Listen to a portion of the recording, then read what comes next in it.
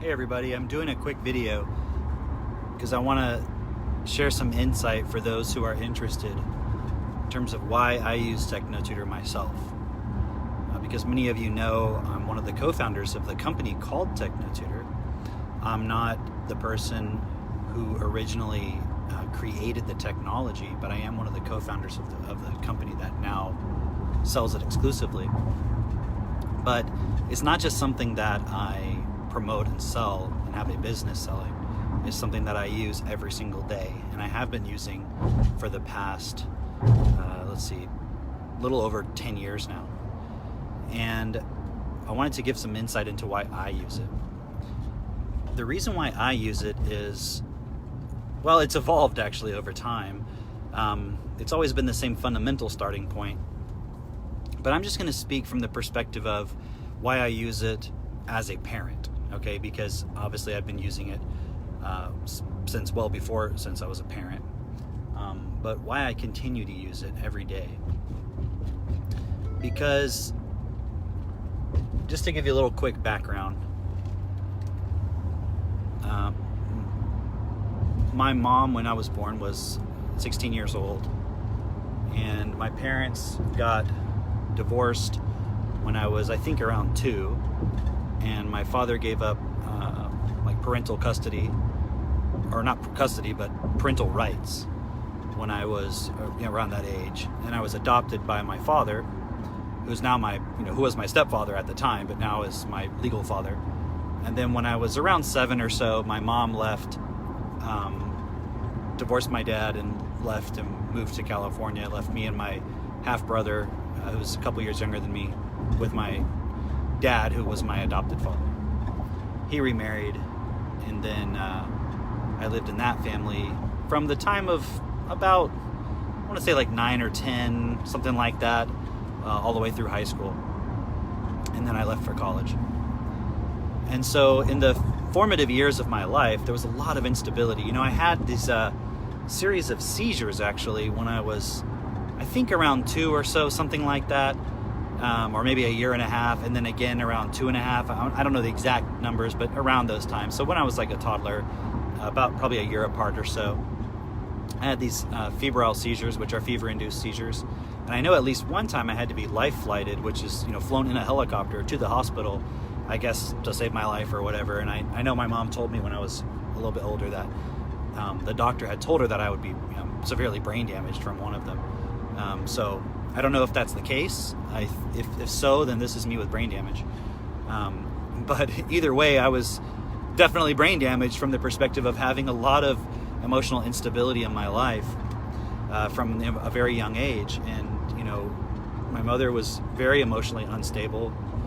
And, I think she's been married and divorced and remarried, I think 9 times that I'm aware of. So you can imagine, what it was like as a young child growing up with that person when she was 16, right? And I don't have any animosity towards my mom now or anything like that, but I'm just giving you a little bit of context and background because I understand. I think, she had a lot of challenges and abuse and things when she was younger, I think. So I understand where she's coming from. But from that perspective, I'm just painting the picture so you can imagine, I wasn't born into a very stable situation when I was younger. And it developed into a lot of dysfunction within myself to the point where when anything major would happen in my life, for example, when I was living with my grandparents after my mom left, and then for a period of time I was living with my dad at my grandparents, even though it was my mother's parents, so that's got to be awkward, right? But it was my dad that was living there as a whole thing, right? But and then when he wasn't remarried yet, but he started a relationship with someone else, and then they decided to take me out of my grandparents' environment, which I had become comfortable in, and then move with my father and his new basically fiance. And that, just to give you, I'm just painting a picture as to that day that they came to take all my stuff and I was going to move now to them. It was like my mother had left all over again. That was the experience that I felt emotionally, and I was throwing a tantrum, or if you want to call it that, a fit, crying, screaming the whole time. I mean, imagine being in their shoes. They're having to pack all my stuff up and all that. And the whole time I'm just screaming and crying the whole time, which is exactly how I responded to my mom leaving. Like that day when she left, I remember being in my dad's pickup truck, and my dad wasn't in the car. My mom had come out to say goodbye to me, and then she's walking away and the windows were up, and I'm just like screaming and crying and like pounding on the window for her not to leave. Right. So that was when I was like, I think like 7 or so. And so growing up with that, and then that pattern kept repeating anytime something major would change in my life. And so when I was in 4th grade, I think it was 4th grade, I went to like 4 different elementary schools, just to give you an idea of how much I was like moving around and so forth. And I went to a total of like 6 or something different elementary schools, just all the way up through elementary. And even though I got into a stable point when my dad remarried, it was like the damage had already been done. My foundation was totally fucked, because within me was not only all my mom's experiences and my biological father's experience, and he was like 18 or something when I was born, or whatever, or 19. Not only was all that in there, but obviously the instability within the environment and all of that. And so when I would go into some particular, my parents would, my new parents, I just call them my parents, the ones who I was with, up through high school, like they might drop me off at like a camp or something, and I would have so much anxiety about being there in that environment. And it wasn't really so much talking to people or something like that. Like I've never really been that nervous about just interacting with people. I'm not, I wouldn't say I'm an extrovert, but I'm not introverted from that perspective. So it wasn't so much that I was, like going to a new place and I'm afraid, am I going to make friends or something? It was just more like I'm in a new environment, and it wasn't even a consciously understood thing. It was just like the experience, the feeling of the environment I was in was my mom, and now I'm in a new environment, and so my mom's leaving again. That was kind of how I experienced it. And when I would go, like there was a certain period, I think when I was like maybe 12 or something like that, where my mom, and I say up through high school, from like the time my mom left through high school, I only saw my mom maybe about 3 or 4 times, maybe something like that. But I remember one time I went out to California to see her. My dad let me go, and leaving my dad, at that point I felt like I went through the whole process. I felt it was like a traumatic experience leaving my dad to go see my mom. And then when I spent time with my mom, and it was like this experience of, wow, I finally have her again. And then I had to go back home. And so from the perspective of how I experienced it, it was like I was never going to see her again. And I mean, that's actually what happened pretty much, from the perspective of any time soon. And so when it was time for me to go back home, to fly home to see my dad, I actually, if I'm not mistaken, so I had my brother there with me. He was 2 years younger than me, so he was relatively young. And I pleaded with my mom so much that my brother went home without me, and I stayed like an extra day or two until I was basically threatened by my parents, like, you have to come home. But like the whole time I was just like sick to my stomach, like just like dread and like all this stuff, right? I know it's not rational. I understand that, but that was how I felt. This was the experience that was like inside of me. So, and this pattern repeated many times. I mean, I can give you example after example after example, whether it was my grandparents coming to pick me up for the weekend, and I would feel like it was the most traumatic thing ever. And this happened many times. Going off to college, imagine an 18-year-old kid going to a military school and then like breaking down crying in front of everybody just because I missed my parents, and I know it's military school, so there's like a lot of added pressures and stuff like that, but it was like from an irrational perspective. And so it affected me in so many ways in my life, where there's probably a lot of things I didn't even attempt to do, just because it was just not something I would even consider doing, because I was just too much for me to handle. And it wasn't because I wasn't able to handle it, because I'm very capable of learning new things. I sort of have like a flair or a knack for learning new things. But it was the emotional part of just, it wasn't even something about what I'm going to do. It was just within myself, like an automatic response to a new environment was to feel dread and anxiety. So this is what I was living with, going to college and going from college to college and transferring and doing all these different things. And so without going through my entire history of my life in this one video, imagine having all of that within me and then becoming a parent. That is, at least from what I can tell, what happened to my mom. She had probably something within her very similar, although maybe it was for different reasons or whatever. But she couldn't handle the responsibility of being a parent and not causing havoc in that child's life. It's like a newborn child and a toddler and so forth is such a precious thing. It's like imagine you have a little pond full of like crystal clear, pristine, pure water. And then you just take a bunch of mud and throw it right in there. And like that pond, that water is forever tainted. You're never going to get that mud and that dirt out of there. And so that's kind of what you're doing when you don't create the environment properly for a child. You're just forever screwing them over, you know. And there are ways to either prevent that or to fix it. But if you have to fix it, I mean, it's a lot harder. And I'm not saying it's not worth it to fix it, but when you're trying to fix it, you're also having to now get that child or that adult or whoever, you know, whatever level stage they're at, you're having to get them to now cooperate in the process. So, because you can't do something against someone's free will. But with a very young child, you as the parent are determining the environment. Now, there's a lot of factors that go into that. And so like with my mom, like she couldn't control her economic circumstances. She couldn't control her childhood. So that's why I don't have any blame whatsoever towards her, because there's so much within the context of why her life was the way it was and why she was the way she was and so forth and who she was, that was perhaps outside of her ability to control, because she had no support whatsoever in terms of how to process any of things that happened to her or whatever. And her parents also divorced at a young age too, you know, so she grew up with a stepdad. So it's like, and my father, my biological father, his parents did not divorce, but his father had previously been married. And my stepdad, who adopted me, had the exact same situation that I had, where he had biological parents, the parents divorced, and then he had a stepdad who adopted him. So it was like I mean, literally, you could just look at my parents and even my stepfather and look at all of that and just copy it and download it into me, mutate it a little bit, and then there you go. So how am I possibly, with that foundation, going to support a child, or two children for that matter, to have any kind of different experience than me? The only way to do it's like taking a I don't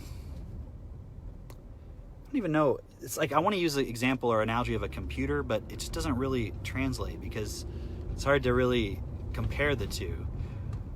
But it's like, if your computer hard drive and everything is corrupted and fucked up, it's never going to run the program properly. Even if you tell it, here's the program, it's not going to be able to do it because it's not calculating things properly. It thinks 2 + 3 is 7, not 5.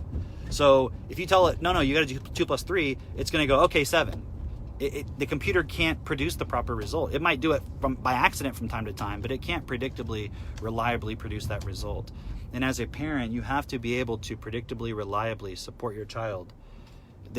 Every time you react, every time you yell at them, every time you punish them, every time you do something out of your own inner reaction, which is really just immaturity, you are damaging that child. Because they're not, again, it's like they're just like this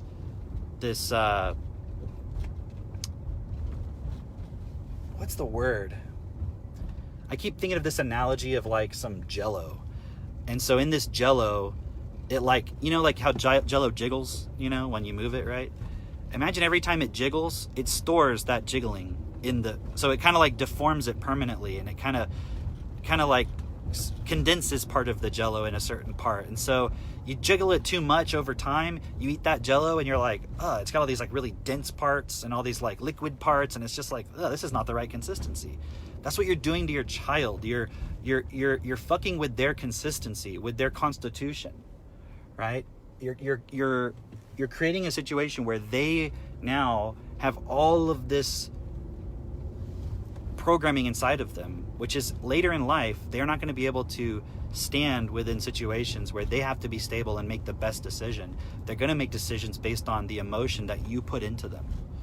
And so if I as a parent don't correct those things within myself before I have children, or before it causes a consequence where I react and I do something in front of my child or to my child or with my child or whatever, then it is going to cause a consequence where that information, that pattern is going to be stored in the child. And there's so much to it. I mean, you may not understand this at the moment, and that's fine, but you're going to have to just consider what I'm saying, which is when you conceive your child, you and your spouse, everything that's within you as programs and all that stuff is downloaded into the child at conception.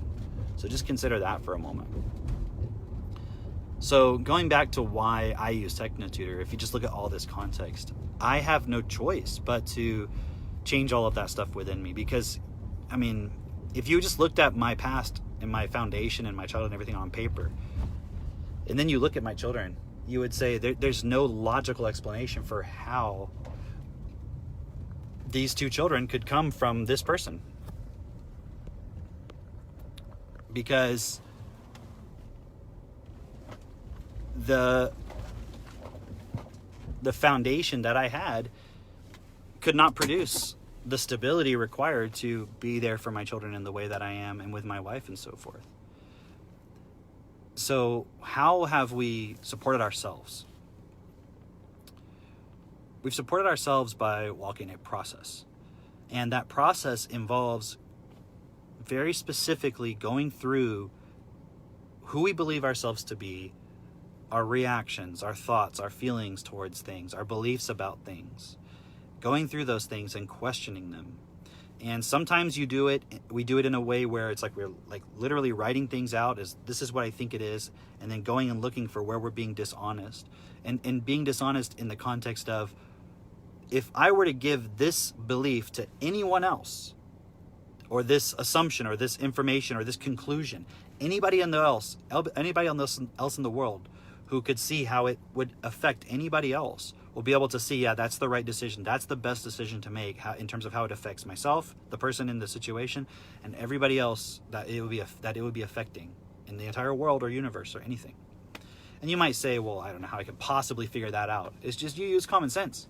And sometimes you're wrong, and you're going to learn from feedback. So are you going to get it right every single time right away? No. But if you're honest with yourself and you develop your vocabulary effectively and you understand as much as you can about the world, you can start to actually make progress in that point. But it starts with that. And then also sometimes it's being in a situation, seeing that you reacted or that you didn't act effectively, and then evaluating it and looking at, within self-honesty, why did I act that way? What was the starting point? What's my belief about whatever happened or whatever's going on as to why I acted that way? And then questioning that, and then utilizing something we call self-forgiveness. And when you're using TechnoTutor, it's in essence digitized self-forgiveness. So if you're doing this process already and you combine it with TechnoTutor, it makes the process real. And if you're not using TechnoTutor and you're doing that process of self-forgiveness, well, from what I've seen, I haven't seen any exceptions to this. You're just doing it in your mind. And there's a difference between, like, okay, I understand the problem, I understand what I did wrong, and I understand what I should do differently. But that doesn't change the fact that what's inside of you is a physical set of information that's like in a computer hard drive. It's physically there. It's like you can look at your computer and say, okay, I can see what's wrong in the hard drive, and I know what's wrong. But that doesn't actually change what's in the hard drive. And so when you use TechnoTutor, it helps you change what's in the hard drive, like what's written physically in your body. Because every decision you've made, every belief, every thought, every word, everything is physically written in your body somewhere. And it's in a way that you can't see it So that's why it's maybe hard for people to believe that. But I'm not looking for anyone to believe what I'm saying. You can simply just look at my story of what I'm telling you and look at the difference of who I am now. And I'm not in any way claiming to be done walking this process. I don't know how I could know when I would be done, meaning right now how I could know. I think that when I'm done, and then I'll know. I'm done then. But I'm not projecting forward as to, I have this much left to do. I don't know. That's not important to me. What's important to me is I continue investigating and looking, where can I be better? Where can I remove a limitation and be the best? And then never settling and saying, now where's my limitation? Now where is my limitation? And that's how my wife and I, Katie, that's how we approach parenting, is we don't look at where Max is at now or Seneca is at now and go, okay, cool. We're the best parents. We're done. Like, no. We're like, okay, so where are we still challenged? Where are we still limited? Where are we still believing something? And we continue to push and push and push, because unfortunately, we didn't do this fully before we were parents. And that's why we're pushing so hard now to support other people so that people can do it before they're parents. And if you are a parent and you're watching this, do it anyways, even if you already have children, because you can still support your children to prevent a lot of problems later on. But you'll also be able to support others to then see the value of doing it before they have kids as well. Ideally, you would want to do this for at least 7 years before you have children. Now, that's not something you need to be afraid of, or to create like a paranoia around, but that would be ideal. At least 7 years before you have kids, start doing this. So if you're like 18 years old, really just go all the way in, become obsessed with this process and using TechnoTutor and everything, because and listen to what we're saying. Like, we're sharing with you the mistakes. We're sharing with you we are willing to walk the process basically blind, without anyone telling us, like, this is what you need to do every step of the way. Because there's a certain part you have to kind of figure out for yourself as well. Someone can't just tell you every exact answer. There's certain elements you have to figure out, because if someone just tells you what to do, you just copy it and it's not really coming from you. And so what this process is really about is you or myself fundamentally changing as who I am. So it's not about copying and becoming someone else. It's about you removing all the parts about you that you've accepted that are not actually you, and really embracing the reality that you are life and that you are unlimited in your ability to express yourself and to do what is best. That doesn't mean you can suddenly jump off the ground and start flying. I don't mean that kind of unlimitedness. I mean unlimitedness in, someone says, well, that's just the way I am. That's just what I believe. That's just me. That's my opinions. Like, those are all limitations. Anytime you have any kind of thought like that, that is a limitation. And it's something where it's like we've accepted it, probably in some way emotionally, to protect ourselves. So the process of using TechnoTutor, I'm not going into the detail of the how. That's not important right now. The important part is why do it, because it is nuanced and there's a lot to it. It's actually very simple, but that being said, the application of it takes time to understand and integrate and so forth. And we have created now, Katie and I, a parenting group for people who have TechnoTutor and are either parents or are interested in being parents. And it's a private group, so you won't be able to find it or join it if you're not invited. But anybody who has TechnoTutor and has been using it for at least a few weeks or something and is starting to understand the basics of it, who is interested, we'd be happy to put you into that group, because then you're going to get support from us. So if you're watching our videos, you're watching Katie's videos, she talks a lot about parenting. I tend to focus more on the side of, I would say more the philosophical side of this process and so forth, although I do talk about parenting from time to time as well. We are going to share within that group everything that we know and walk people through it. And our goal is to have especially younger people come in and take what we're saying and go further with it. Because it's not that I know so much more about parenting or about educating children. It's that I have fully integrated the starting point and the principle of only accepting what is best for everyone, of only accepting the principle of give as you want to receive, investigate all things and keep what is best, and so forth, as a set of principles that I've integrated and that I'm always checking myself against. That's what makes me different than the average parent. Not because I know everything. It's because the principles that I've adopted. And that's why when you watch my children, they're different than any children you've seen before, is because of the principles that are being instilled within them and the principles from which Katie and I are communicating with them, educating them, etc. So Why do I use TechnoTutor? Because it allows me to live from those principles, not just say I have those principles. Like, you can say you have principles, but that doesn't mean you're going to act from that starting point. Because even if you adopt a set of principles, but then you don't change what's physically written in here, which you can't do with this. You can't do it through thinking. You do it through physically rewriting it. And TechnoTutor is the tool to physically rewrite what's in your DNA, what's in your computer hard drive. That's what it's all about. And it's probably not going to make sense to most people. But you know, it's funny. I've had people who have watched our videos for like a year or two, and they're just like, it doesn't make sense what you guys are talking about. And then finally something clicks, and they're like, oh, now I get it. Or for some reason, they're like a little bit curious, and then they go actually look at what TechnoTutor is, like in person with somebody who has it. And they're like, holy shit, I didn't realize that's what it is. Oh my God, I can do that. Like, this makes sense. And then they start using it, and then they really start seeing, oh damn, now I see what Katie and Cameron were trying to explain. Problem is, if you don't have the vocabulary already to process what I'm saying, it's very difficult to understand. That's the unfortunate thing about it, which is why sales is so important, because sales, it gets a person to see the value of something before they really understand it. But it's like they kind of feel there's something to it. And then when they do it and they use it, they're like, oh, now I get it. It's like going to the gym. Like Mitch just made a video earlier, and he made this great analogy about going to the gym. You can't really understand the benefit of going to the gym until you do it for yourself and you start seeing your muscle. You're like, oh, damn, I'm getting stronger. This really works. Okay. I mean, I saw other people doing it, and I kind of got it, but now I really get it. This is working. That's how this is, right? But it's a physical thing. Just like building muscle, it's a physical change that occurs. And depending on the person, it might take a little bit of time. It might be quick. It might take a little bit more time. It took me a long time to get that point of really changing. But fortunately, I went through all the mistakes, and there's been a lot of other people doing this with me, taking that long time process that's other people can now learn from. So it's like, oh, you don't have to do that. You can avoid that pitfall. Here's my suggestion. And I can really support and push other people. And then I start seeing people like going really fast. I mean, and like not just in a hyped up, energetic, like, oh, I'm having a great time, like I'm lying to myself. No, like I see them changing in real time in front of my eyes. It's amazing.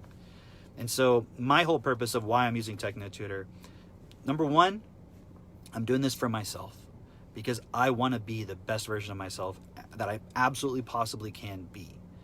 And that is only possible if I continue to push myself every single day and every single moment. Two, I want to be the best parent I can be because I want my children to have the very best possible foundation. And you're probably already starting to see that that's the case. Wait till Max is 5 and 6 and Seneca is 4 and so forth, 3 and 4, and then when they're 8 and 9, I mean, I already know. It's like I know, but I don't know. Like, I know what I think it could be, but it's going to be beyond that. They're going to blow everyone's minds. But I don't want it to be just them. I want it to be your children, or if you know people with children, their children. I don't want it to just be my kids. There's no point for it just to be Max and Seneca. I want everybody to have the benefit of this. So that's number 2, why. Number 3, well, I just said it. I want everyone to have the benefit of this. And I can't ensure that happens if I don't increase my ability to communicate, if I don't increase my ability to take responsibility. So now instead of just working on myself, I'm supporting other people. And through that, we'll support other people, and we'll have millions of people. And then we'll go and we'll become like the president and senators, and we'll, go into the United Nations and change laws and give this technology as a human right to every child on the planet. That's going to take a lot. It's going to take a lot of resources and a lot of connections. So that's what I'm busy working on. So I've already moved to that point of now we're here to make a difference. I'm not just changing myself anymore. We're here to make a difference in this world. Wherever you're at, if you like making a difference, or if you just want to work on yourself, we have something for you. But you have to start with working on yourself, because you can't make a difference. You can't even start to make a difference. You can't even actually start to think about making a difference until you start working on yourself. Because if you're still letting your emotions drive the show and determine what you do on a daily basis, and whether you do something or you don't do something, or whether you like somebody or don't like somebody, or whether you help this person or that person, you're so severely limited. You haven't even passed the first stage of maturity. Because to allow your thoughts, feelings, and emotions to guide you and tell you what to do, That's actually immaturity. And I know you've heard my feelings, that's the real key indicators, and my feelings are a technology to tell me what I'm thinking. No, your actions are. And unless your actions are changing, you're not changing. Your feelings are actually just like this sort of ghost that is like a glimpse of what's going on. It's like the check engine light on your car. Yeah, okay, a check engine light. That doesn't tell me shit. Now I need to get out the machine that diagnoses and tells me the exact code so I can actually go and fix that particular, circuit or whatever the hell's going on. That's TechnoTutor. That's DIP. Okay, I haven't mentioned DIP as much in this video, but they're one and the same. They're from the same source. DIP is like the operating manual. TechnoTutor is like the actual tool that goes in and changes what's on the hard drive. You have to have both, right? If I was to start with one, it would be TechnoTutor, because you can't just use the operating manual because you want to understand what it's saying. You think you do, but you don't, because you're not changing what's in here. So if you had to start with one, start with TechnoTutor and then DIP. And I've seen it, that combination, when you add the two together like that, it's amazing. And you'll see people that I'm sharing their videos today and so forth on my timeline, and you'll see it over time. Because there's a lot of things that I don't share on Facebook or that I don't talk about a lot that we're doing behind the scenes. And it's pretty amazing to see some of the people and how fast they're developing and growing. So let me put it this way. If there's somebody in your feed who's using TechnoTutor, not just me, talk to them. Ask them about it. You'll probably be blown away, but don't leave it at that. Really listen to what they're saying and take action on it. At least go and look at it. You don't have to necessarily commit to getting it, but go look at it. Go say, hey, how can I meet up with you? Or how can you help me find somebody to meet up with where I can see this in person, really understand what this is? Because this is the only tool that is going to fundamentally allow you to change it. Every single other thing out there is only going to change what you're thinking about your experience or how you're feeling about it. It's not going to fundamentally change what you're able to do. So if you just want to, for lack of a better word, lie to yourself and pretend like things are better, then don't do it. But if you want to fundamentally actually change, if you're up to that challenge, then you need to investigate TechnoTutor. That would be my suggestion. And with that, I'm going to leave it for now. And I'm going to end the call. If you have any questions, send me a private message. I'm not really interested in comments because it's just not as effective. Send me a private message if you want to talk. All right. Talk later. Bye, guys. Bye.